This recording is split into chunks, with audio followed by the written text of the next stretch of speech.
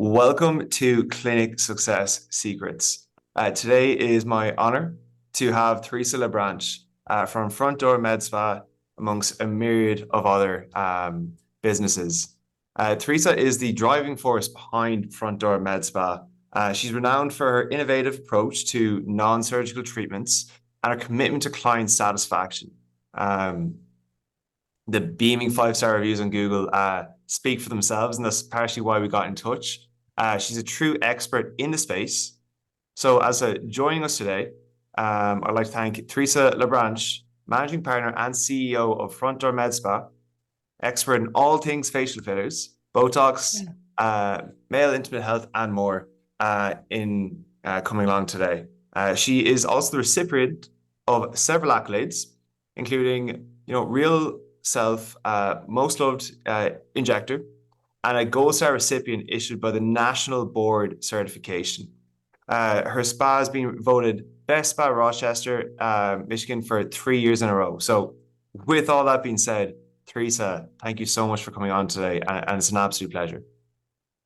Thank you so much for having me. I'm anxious to share what we've learned and some of our successes and some of our flops, It's been a long road. I'm an older practitioner, so been in the business, this space for almost 2 decades. So we've learned a lot. I've been in several different size companies and all the way from a startup to, a company that scaled to 50 million. So I'm anxious to help everybody and share. Much appreciated. So getting into all, Theresa, how did you get to where you are today? It's so easy to look back and paint a rose tinted picture, but what was the motivation to getting to space that you're in, and could you tell us a bit more about that? Yeah, I grew up kind of in the country, and my little sister, there's 5 girls, and my little sister was diagnosed with juvenile rheumatoid arthritis at 13 months old. So by the time I was in high school and she was in junior high, she was in a wheelchair. So from a young age, I understood how it was to take care of someone and to really help them. And I realized pretty young in my lifetime that my purpose was to help people. So I was originally in school to be a teacher, and it's kind of funny how it came full circle because after I realized I couldn't survive on a teacher's salary because when I was going through college, I owned a house cleaning business, and I was making more money doing that than I would have being a teacher. So I said, oh my gosh, I can't live on this. And I found PA, which is like a shortcut to being a doctor. And I thought that's perfect. I can switch fields whenever I want. And so I went there and it's worked out great. I mean, I started at the community college. That was great. Really didn't have to do too much work and I could work full time. Then I transferred to University of Michigan.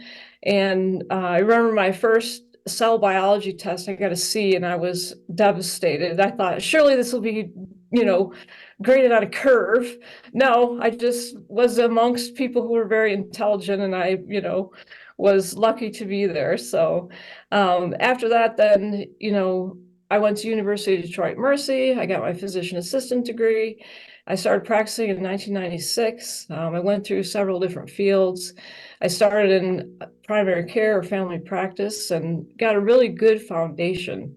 You get all disciplines of medicine in primary care. So then I went to neurology and neurosurgery, which was awesome. I really enjoyed that. Then I went into vascular medicine and into cosmetics. And it was kind of aesthetics was a little bit of an accident. I took the vascular job because it was close to my house and I had 2 small children.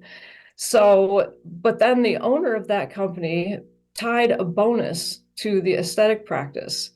So I was financially motivated to learn how to recruit patients, how to make them happy and keep them patients, and it just grew from there. So that company actually started as 1 location, and when I joined, it was at 10 million, and we grew that company to $50 million in 8 states. So during my time there was another physician assistant, and the owner was a doctor.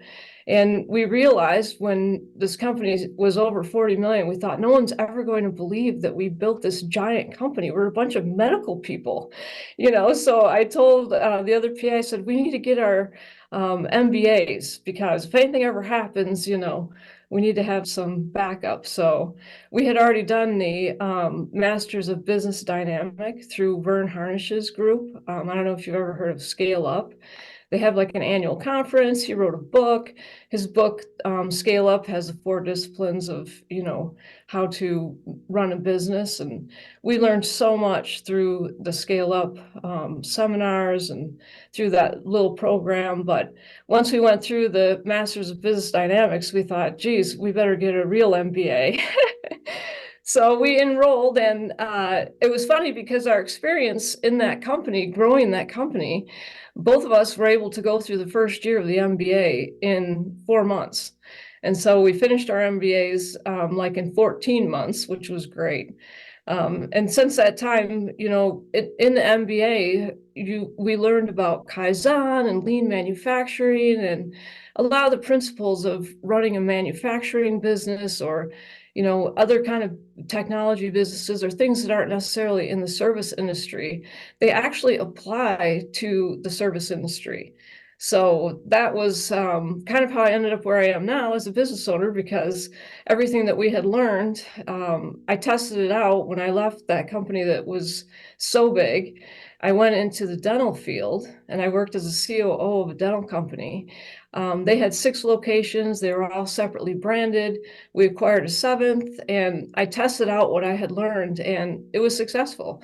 We grew the dental company 38%. I joined during the pandemic, and we grew it 38% from pre-pandemic numbers in 18 months. So I knew then I had a winning formula. So I said, okay, let me go do this for myself. So that's how I landed here.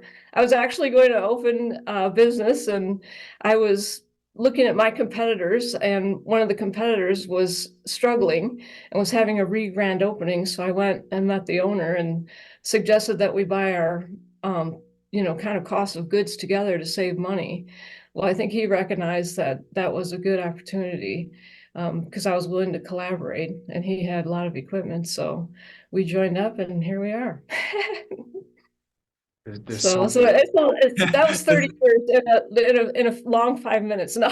Wow, there's so many ways you can go there from that. I mean, it's very, very clear the way you're talking about, even in college, you had the house cleaning business, and then from day one, it seems to me that very often you'll see medical professionals and they'll be the metaphorical technician, and then they're trying to learn how to be the entrepreneur after. From your story, it's like you're the entrepreneur from day one. It just happened to be the case that you chose an avenue that was aligned with your values of trying to help people between working in the dentistry industry and all that. It's really Yeah. interesting how you're applying those universal concepts from manufacturing, Kaizen, and all that kind of thing, but within a very, very niche, a very different niche, which is aesthetics. So I mean, that jumps out as really inspiring, and I'm sure anyone listening would agree. Yeah, thank you. It was an interesting thing because I think as a clinician, you have to be a problem solver when you're a medical practitioner. Anything could walk through your door. You never know what's going to happen. And it's the same with business. So if you kind of have that adaptability, but the one thing too that's key, I think being an entrepreneur and being a CEO, there are keen differences. I think people who are good at execution and who are entrepreneurial, I think that's a rare combination. A lot of entrepreneurs can't quite get it together and they fail a million times till they finally, succeed. But if someone has execution skills and structure, it's a lot easier to step into a strategic role, and be an entrepreneur and the CEO because otherwise, you kind of have to have a partner who's a very good COO, like a operations person, to kind of clean up the mess after the entrepreneur. So, yeah, been a fun road. Yeah, it reminds me there's a saying by the famous venture capitalist Naval Ravikant, and he said, learn to build, learn to sell. If you can do both, you'll be unstoppable. And that's sort of a different variation. That was in the tech space, but it's the same fundamentals. If you can actually execute and you have the vision, that's a winning combination. I think that's what we're seeing with the work that you're doing. Thank you. So I'd love to talk more so about the great work that you're doing with PRP and the actual cosmetics services themselves. This is a bit sort of out there, but I want to actually circle back to the question, the point that you made about scaling that first business from 10 to 50 million. I'm sure there was for anyone listening, there's probably some universal concepts or principles, that probably people can take to their own. What were the biggest learnings that you learned that you picked up in that initial scaling process, that you're able to take into growing your practice to where it is today? That's such a good question, because the key thing was adaptability, because what got you here will not get you there, and who got you here may not get you there. Sometimes your employees cannot grow as fast as your company's growing, and you have to recognize when someone needs to either step down or be put in a different role. And it's very, very difficult because you are emotionally invested. I mean, all of your time, all of your thoughts, you live and breathe this business. So of course you become attached to the employees. So I think, allowing employees to adapt and finding your base team of people who are very adaptable, people who can move into different roles as the company grows.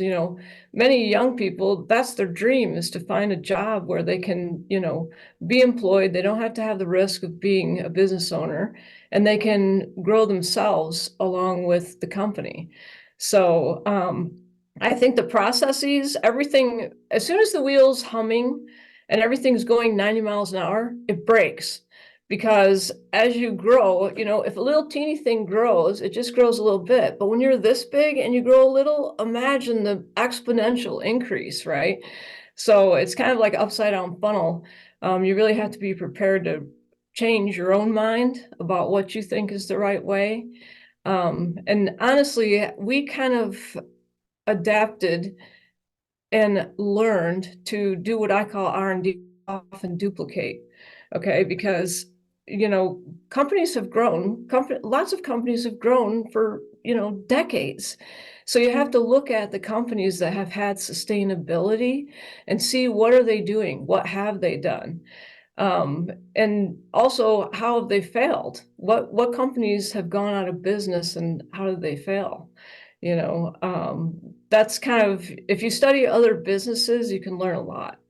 So I would say the takeaways, I kind of took all the sweet spots of things we invented or learned along the way. And it was kind of difficult because into a business that was 10 million, growing to 50 million. And then the dental company already had 6 locations. They were all in one state. And then we acquired a 7th. But then to dial back to a startup with a team of 5 people, you really have to remember where you started and what did you do at the very beginning, because you no longer have a team to execute for you. You're doing everything and you're trying to figure out who in your team can do the other stuff, or who can you delegate to. So I think adaptability and kind of studying other companies was the sweet spot of what got us that far. We really spent a lot of time educating ourselves and educating the team so that they could grow into, knowing new things. And that way everyone kind of felt like a family. So it seemed to work. I think clearly the results speak for themselves, but it kind of reminds that whole principle of, if there's the best way of learning something is often teaching something, because you have to really dive into what are the fundamentals here, Yeah.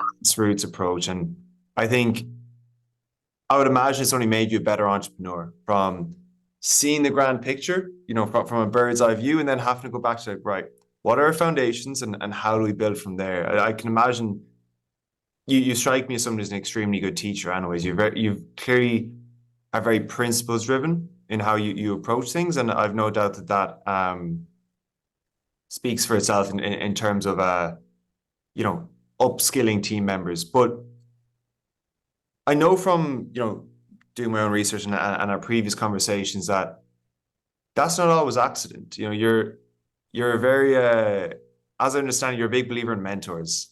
A Yeah. smart person learns from their mistakes, a wise person learns from others. And I know you learned from a lot of people, such as Dr. John Leonardo, about the space that you're in. Would you mind sharing me a bit about that experience, and also your thoughts on the importance in finding a good OG mentor when it comes to the healthcare space and starting your own business? Yeah. Yeah. That, it's been so fruitful for me to go to the actual founders. I studied with Dr. Leonardo, also with Dr. Runnels, and, these are pioneers in the space of intimate wellness. They both have teams of legal people. There's, people are ripping off their names and everything's copyrighted, which is why my names are even copyrighted.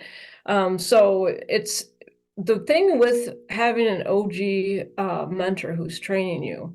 When you're in the presence of that person, they have years of experience of navigating the treatment room. And, you're speaking to patients about things that are very personal. And a lot of patients have scars. There's things you don't understand about these people just at face value.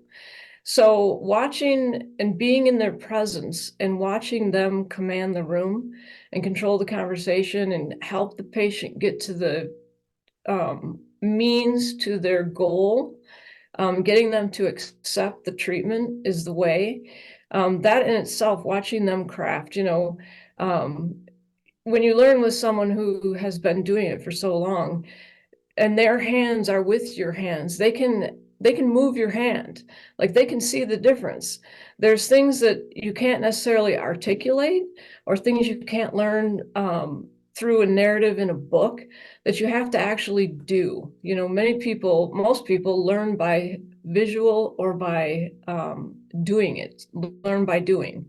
So in actually demonstrating your skill in front of the master, they can correct you if something isn't quite right.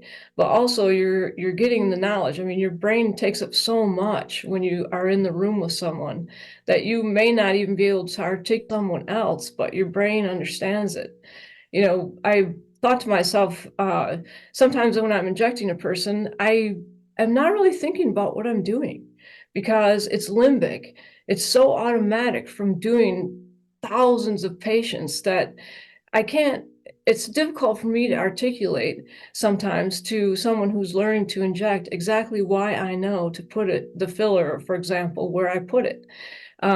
So to watch them do their craft, you learn things and you start to see through their eyes. So it was really fruitful. Both of those mentors have been very supportive. When you're in a space and you're a pioneer in a space, and you're offering something that's first to the market, it's nice to have friends. It's nice to have who you can call if you have a question, or if you have, hey, this weird thing happened. What do you think about this? Because, like, for example, some of the things I do, there's only 3 people in Michigan, including me, who do it, and you're a direct competitor, so you're not necessarily going to call the people next door. So you can call your mentor, or, and say, hey, I have this great idea. What do you think about trying this? And then you all get on the same page and on board. Dr. Leonardo actually does some stuff with CO2 topically, and it's groundbreaking. They're doing some research on it, and it's just exciting to be around people who are pioneers and who think with their minds, and you constantly are trying experiments. So I like to experiment. That's how I've learned a lot of the crazy things that I know. Patients who have no alternative are willing to try things to solve their problems sometimes. And in doing that and experimenting, you can really get a good result a lot of the time. So, it's not, some of the knowledge that pioneers have is not mainstream. It's not the standard of care. And the only way to garner that is to be with those people. So it's been really fruitful to, Dr. Runnels even has a Cellular Medicine Association. So we're part of that, and that's one of the ways we keep up on what's current. They do weekly podcasts or Zoom meeting. They have literature, all kinds of resources. So it's a great resource. I've actually searched out other doctors for other things that I want to do, because you have to go to the source when it's new. And with that, then, I suppose the benefits of having these mentors, is it more so the socials, the soft skills, so to speak, that you would have found being the biggest lessons in terms of actually interacting with the clients or the patients? Or is it, as you said, the nuanced detail of the actual execution? When starting off, which area do you feel like you got the most benefit from initially? And I'm sure that evolved as time went on. Yeah, I think initially just the basics of the procedures, you can shortcut how you do things when someone else has made all the mistakes. So just that knowledge, but then as time passed, the nuances and intimacies of what they can't tell you on a piece of paper, you know. That's why I think being in the room with them, I've had to fly a full day's travel almost to be at both places. So, and it's nice when you're one-on-one, especially because if you're in a group setting, it's not necessarily the same as when you have one-on-one dialogue and they're touching your hands to show you, and it's really fruitful. I mean, the way you're describing it seems like a non-negotiable, really. Yeah. If you want to really, succeed with that, I suppose next question would be, how do you go about finding a mentor? For anyone listening here, they're probably thinking, wow, Theresa's really onto a winner here, but I don't know where to start. You can share if you want to, if you don't want to, how you actually found your mentors in the past, or I suppose where would one start when looking for a good mentor? That's a very good question. This space is very competitive. So many people who have vast knowledge do not want to share. They have a scarcity mindset and they close to themselves what they know. And they don't want to be in the community of education and helping others and spread, the knowledge. I really try to look for providers who share my mission, which is to help people, and who want to help other medical professionals spread the knowledge. Because really, what's the point of knowing it? One person can't reach very many people. But if you have a group of people who all know the same thing, you can impact humanity. I mean, we're doing stuff at our med spa. I mean, I've put into remission basically two people that had lichen sclerosis. There's no good answers. Some of these diseases, modern medicine has no answers. They tell you to apply a steroid cream, or, it's just a lifelong thing that these people are plagued with. But, the other thing in finding a mentor is having financial resources, because no one's going to share their knowledge for free. It takes time, and time is money, especially if you're going to ask this person to be with you one-on-one. You have to be able, what's in it for them? Yeah, everybody wants to do good for the world and spread their knowledge, but at the end of the day, if they can treat patients and make $15,000 in a day, you should pay them $15,000. So, I think, and that also endorses that you appreciate their knowledge, that you see so much value in what they're teaching that you're willing to compensate them for their time. And most of the people who teach anything that you might want to learn, they're out in the community. These people speak at events, and they're active on social media or on their own websites. They're usually not too hard to find because they're out there in the community spreading knowledge. It's just finding someone who would allow you to compensate them to be your mentor.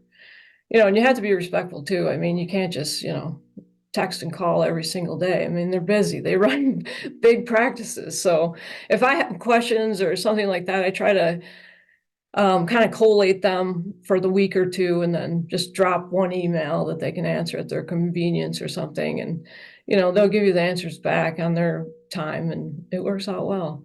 Now it's been interesting because as your practice evolves and your questions and your thoughts become more and more developed, then they start to see you as a peer because they recognize that you're in the same space, you're doing the same thing they are, you're finding different results, and you're experimenting as well, and they may be able to benefit from something that you learned. So it's kind of cool as it evolves. So I think just reading, if you read and if you're online and you go to events in the space of what you want, like if you're into longevity, go to the summits, you'll find mentors there. And most people are eager to share because they're so excited. You know, it's exciting. And we're like, hey, come look what we did. We fixed it. We fixed it. We fixed it. All You right, first know? of all, I need to. You just dropped some knowledge bombs there, so I'm definitely gonna have to make a little YouTube video out of that for anybody that isn't listening to this on a podcast platform, because there's some really good advice there on finding mentors, and I think, you know, I think that is somewhere where people with that scarcity mindset do tend to fall. You know, both in business or any other area where Mhm. if you formal education is the only form of education, and they forget that at the end of the day, it's a pay to play game. You know, it's while in most areas of life you do get to a point of diminishing returns, you know, the people that know things to that granular detail are the ones who get the outsized returns. And, you know, if you're willing to invest that, the return on investment is insane. So, you know, at the end of the day, if you're a mentee and you're looking for a mentor, whether we like it or not, they have the leverage. They are the ones that we're trying to learn from. So to come across as you're to be asking for something for free when you fundamentally don't have much to give them apart from your money is a sign of respect. It's very short term thinking. It's kind of as they'd say, you know, pinching pennies and losing pounds. It's, you know, if you're in it for the long haul, it's the way to go. I think I agree so much with what you're saying there. Yeah. So with that, you know, I want to dive into actually the day to day of running a successful practice, you know, based on your expertise and experience. Um, you know, I know you've got some simple frameworks like ABC and all that, for for running your practice. Would you mind sharing a bit about a bit to me about those mental models, those frameworks that you keep in mind on a day to day so that you can grow and scale your clinics to the level that you have? Yeah, the most simple framework for I think probably any business is ABCs. I call it always be checking. You know, first of all, like reconciling. If you're not checking your inventory, if you're not checking your day-to-day cash drawers and your people clocking in and out and checking to make sure things are up to date and people are being compliant and you have to check. So reconciling and checking your team's work, but also always checking for a better price. I found that sometimes I had a pharmacy who's making something special and worked out great, and all of a sudden this new pharmacy comes in the market and they're beating the price. So then you can either call your original pharmacy and say, hey, your competitor's going to show you up. I'm going to have to switch unless you can honor it. A lot of times they'll work with you just due to the volume that you're buying.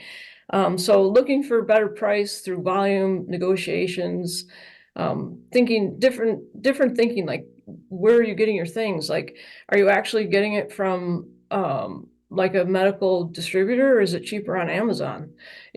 Sometimes I can find syringes cheaper on Amazon than a medical distributor, so always be checking for better price.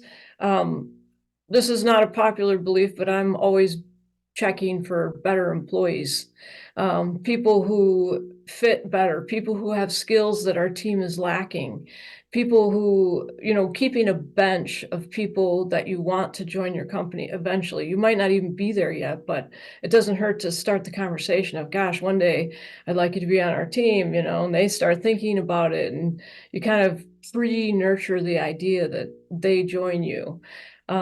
So always be looking for better employees, and finally, like always be looking for the next best thing. I think I don't know where I read it, but somewhere I come with the framework that 10% of your time should be research and development. So if you're going to stay relevant, 10% of your time as a CEO should be on strategy of what's next. What can we offer that will differentiate us from our competitors? What's new in the space? And you have to learn, the technology and things that come around. A lot of times it's different than anything you've known. Just like, the photobiomodulation and whatnot. The research on that is massive, and barely any of it is FDA approved. None of it's insurance covered. So you really have to know what you're doing because there isn't a standardized guideline, So ABCs, always be checking everything for what's next. Do you have the best people? Do you have the best price? And are things making sense? You know, I think in running a business, you always account for a little bit of loss, whether that be through, accidental needle pop-offs, loss of Botox, or, but theft is a big thing in, service industries too. So, are you going to bake that in, or are you going to, bring it down to the last single unit of something? But you should know if you are running a company, how much loss do you have? And you're not going to know that unless you're reconciling.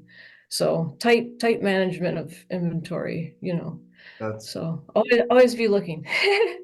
that's great. So you touched on that because my next question was going to be, Theresa, you said 10% of your time. Is this something you schedule in, or is it just sort of when you have a bit of time, or is it, every, I don't know, Monday, Wednesday, Friday, I spent an hour and a half in the morning, or is it more ad hoc than that?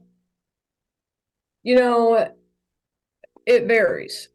Mm. Ideally, I try to do something called chunking, which is where you block your time. You block time for thinking, you block time for research, you block time for patients, you block time for your employees. It's not always that pretty. Sometimes if there's a really busy week, you don't get to do any and you have to try to make time the next week. But it's non-negotiable. So, I think as a business owner, you find yourself invading your personal time to do the things that you need to do to make the business successful. But at the end of the day, you love it. It's why you do it. So for me, R&D is fun. I love researching. So learning something new, finding something that will help my patients, that will make, the employees have a better job and make the business more sustainable. I mean, how much better can it get, right? So I think if you skimp on research and development, or if you skimp on educating yourself, you're probably going to lose at the end. I mean, you maybe survive for a little while, but not for a long time. There's again, I feel like any point that you're making could be an entire separate conversation of itself. But I'm trying to bite my tongue because, as you said, I want to be respectful of your time. But all right, so I mean, I'm biting my tongue to ask for more insights apart from the ABC stuff because I feel like there are so many practical bits of advice like that you could share. Um, I can't not ask. Are there any others that jump out to you, like off the top of your head, like the ABC framework that you can think of, or else um, is it a bit more granular than that? Well, there's ABCs, always be checking, and then there's ABEs, Abe, always be educating. So I think educating your employees, I mean, if someone does the same job forever, they're probably not going to be that happy. At least someone who can be in a growth company will not be happy. So bringing education to your employees, and not just from yourself, or not just internal education, but bringing in outside sources of education. You can say something 10 times, but you're like the parent, they don't want to listen, right? So if you bring in somebody outside that says the same thing that you say, then the employees it starts to hit home. So always be educating your employees and always be educating yourself. I've been a medical provider since 1996, and PAs have had to retake national boards every 6 years until recently. It's going to be every 10 years, like a physician. But you can't stay relevant if you're not learning. Hmm. The technology is changing, and with AI now, medicine is taking exponential leaps. I mean, there's figuring out things that are going to change the face of medicine. That would be a whole nother episode because I'm on the bug thing, like, all these oral flora and gut flora and the testing you can do even at home now. And they're actually linking these bugs to pathology. Like, I can tell you which bug in your mouth caused your heart disease. It's insane. And you can treat it. So yeah, I know that's a whole nother episode. I won't get into that, but always be educating, right? Okay, I'm Yeah, definitely going to circle back and try and get another conversation with that because I need to hear yeah, more about that. My inner nerd is trying to ask all the questions. But I know. I geek out on this stuff, uh science, biology. I'm like, ooh, bugs. yeah. um okay, so we'll circle back to the business side of things. As you mentioned, you love being on the frontier, you love being on the cutting edge, the waves as they're coming up. At the end of the day, like we said earlier on, you can learn to build or fulfill, and you can learn to sell. In other words, in this case, market. What do you find effective? Now, again, it depends on the service. But what sort of effective marketing strategies have you found in your time and today that are working very well for you at Frontier Medical Spa and other businesses? Early in my career, aesthetic career, a scheduling institute came. And this is a company that trains dental offices in closing a sale. And they introduced to us Robert Cialdini's principles of influence. And these are ethical principles, right? Things you can learn to persuade people to make the correct decision without manipulating them, if you will. So I found in our business, what works extremely well is feel, felt, found. I understand how you feel. Others like you, that's a principle of influence, likeness. Others like you, including myself, maybe, have done this procedure or had this problem, and they found XYZ. So then that leads you into the before and after pictures, which are social proof, another principle of influence. So I always wear a white coat. Why? Because that shows authority. I don't really like my white coat, but it brings authority. If I walk into the room and say exactly what my esthetician said, people believe it because I have authority. That's a principle of influence.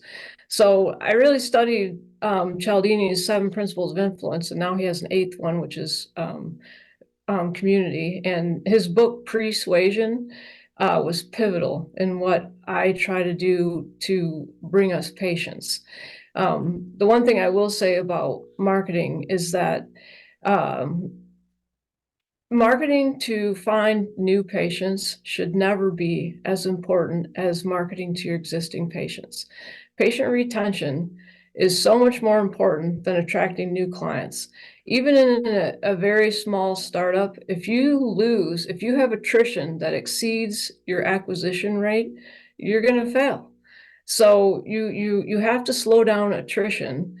And if your marketing is drop dead perfect and you're just have a funnel of steady patients coming in, you can survive, but you're going to spend a lot of money on marketing.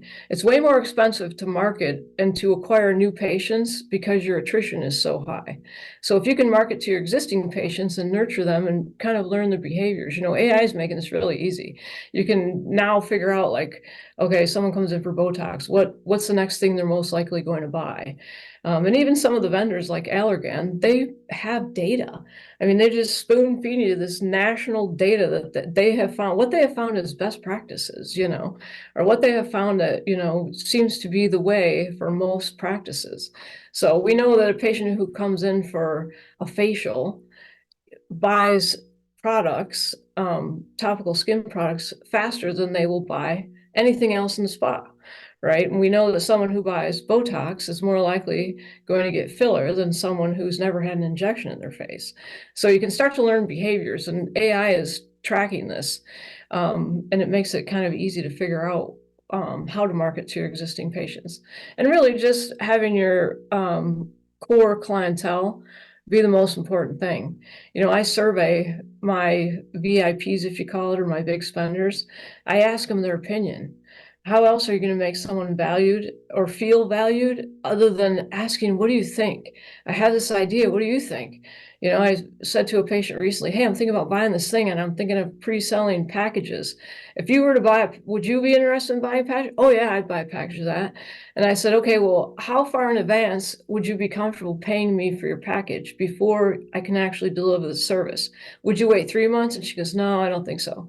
Would you wait 2 months? No, I don't think so. Would you wait a month? Yeah, I would wait a month. So, you know, you ask your patients their ideas and they feel like you value them because you really do. I mean, their opinions matter, you know. So there's all different kind of ways to nurture your existing patients. But the other thing is that for marketing, content is still king. It's the only difference is that how you deliver that content is changing. You know, we've got website to mailbox postcards now. They can find out where you live if you touch your website. It's insane, you know. And you know, Google has changed its algorithm, and it's starting to list first platforms like Reddit, you know, and forums and different community pages. So I think keeping abreast of where are you putting your content? It's no longer good enough to just have a blog. You know, you have to get it out there. So we're doing some things like video testimonials and things we can put on YouTube. I'm building a bunch of stuff that will launch pretty soon because, you know, the landscape has changed. So I think there's core things that you can do, like having patients refer other patients. There's nothing better than a referred client because they already trust you. And a lot of times they're already educated because their friend told them everything about it. So it shortcuts the sale. So the core things like that. But as far as, you know, actual marketing efforts, you know, you have to keep your existing patients and you have to find the most effective way to get your word out. Because people are getting patients in this space. I don't know about all other spaces, but they're getting very educated. There's a lot on the internet. You know, patients will come in and ask me the difference. Hey, what's the difference between Morpheus and secret radio frequency microneedling? It's like they know there's two different brands. Like they're educated. So it's a different conversation with patients now than it was, you know, 10 years ago. So Yeah. yeah. There's so many ways. Again, database reactivation. I think one thing you said there is just so essential. And I think, as I said, the cheapest customers to acquire will always be referrals or else, you know, people you've already sold to. And I think email marketing and having those regular offers just goes such a long way. And I love what you're talking about there with regards to just making sure people are aware of just how valuable they are. I think it's so important. I think Yeah. something as simple as saying, "Hey, what do you think?" You know, as you said, it's, you know, it's more of a peer-to-peer relationship. It's a dialogue, not a monologue. And I think obviously if they've been with you for a while, they feel like they know you and trust you. So I mean that's so powerful. And on the SEO side of things, because you mentioned Reddit, it boils down to constantly being educated. You know, that's a separate rabbit hole I could go down myself. I do think there's a bit of a bubble there personally on the community, on the forum side of things. I Will hope so. It's a lot to keep up with. it will. It's I'd put money on it. Hypothetically, I'm not going to, but Yeah. but the Reddit space, a lot of friends in the SEO space are just keyword spamming, posts on Reddit, short bubble. It works for now, but the point being, as you said, is you know, CB or ABE, always be educating, because Yeah. at the end of the day, it's a, you know, it's a competitive landscape, and you know the main thing is you're staying ahead of the competitors and you're learning at a faster rate. Um, Yeah. Again, there's a few more things I want to touch on, but I also want to be respectful of your time, Theresa. But number one, I suppose, what services do you feel have, you know, been most effective for you from a revenue standpoint? Now you talked about body contouring and a few other ones. You know, Mhm. what does that breakdown look like at a high level without oversharing on your end? Uh, it circles back to the educated patient. Patients now want to know, how can I hack biology and get a better result for myself? they're coming to the medical professionals. And over the last 3 months, I've had so many people who've come to our spa and said, I have a new injector. I don't really trust them to do my filler, or I want something different than what everybody's offering. Patients are so educated, they really want to know about this new regenerative stuff. And they're willing to try it, and they understand, like, if it took 40 years to become obese, you're not going to reverse it in a month. You're going to have to spend some time with our program and do the different modalities. And, so I think patients are looking for education because they have some knowledge that we can fix things. Patients are living so long now, and people want that quality of life. So I think people are coming in asking for things that affect their function as much as they're asking for things that affect their appearance, right? Because if you look good, it makes you feel good. But if you don't feel good, you don't care how you look, right? So I think, people are coming in wanting to know how they can hack biology and feel better. How can you get rid of this skin thing I have? Or, how can you get rid of these boils that I have, my hidradenitis suppurativa? All it takes is laser hair removal. It's so dumb. Like, a lot of time, the medical community, like dermatologists, they're not recommending things that aren't covered by insurance, but it can improve the patient's quality of life. And patients are starting to get keen to this. They're starting to get knowledge. They're starting to Google search things, and I try to put things in our website that are the questions people are asking. How do I cure the boil on my thigh? How do I cure the boil on my thigh? It will lead you to a different place than your dermatologist necessarily. And there's so much on the internet about home care and what you can do for yourself. Some of my patients come in and they already have a home red light or something, they're already trying this stuff. I mean, the space of topicals and nutrition supplements is billions of dollars. People are trying to help themselves. So that's why they're so educated also. So yeah, that was kind of a long answer. No, it was a good answer though. I think, we've talked about this before, and it's something I see very often with, especially in the men's health space, a lot of the hormone replacement side of things. People coming in obviously very educated when it comes to testosterone replacement therapy. And I know a lot of medical professionals, it's that kind of fine line, what's covered by insurance, what's not. And it's people are, as you said, becoming educated because they've seen through, for better or for worse, from social media. Oh, this is what it looks like when a job is done well, but this is what it looks like when it's done bad. So I think, Yeah, that's so true. people are scared into doing their due diligence, which they should. But as I said, Yeah. go to our medical spa, 5-star reviews, you'll be okay. But um, Yeah. there's so many ways I want to go about this, Theresa. But again, I'm conscious of time. I'd love to. I think it'll have to be a separate conversation about that intersection between your self image and the actual physical changes, because I think that'd be a great episode. I want to be conscious of your time. So I'll circle back to this point.